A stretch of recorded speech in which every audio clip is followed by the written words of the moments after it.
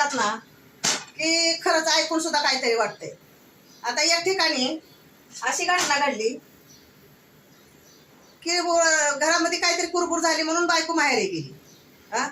बायको माहेरी गेली आणि आई पाठवतच नाही. मग हा आणायला गेला तर त्याच्या सासूनं काय म्हणावं, म्हणली तुझ्या आईला झेर दे आणि मार. तेव्हा म्हणली माझ्या पुरीला नांदायला धाडे.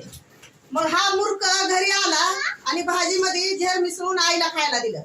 मग जेव्हा आईची तब्येत बिघडली तेव्हा हॉस्पिटलमध्ये नेली आणि मग रिपोर्ट काढल्यानंतर माहिती पडलं की हिला झेर दिलंय.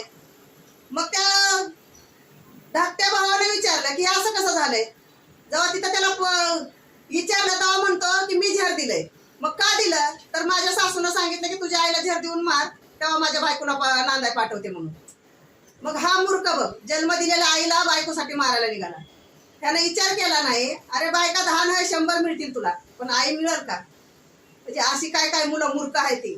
अशा मुलाला काय म्हणायचं, अशी परिस्थिती आहे आजकाल.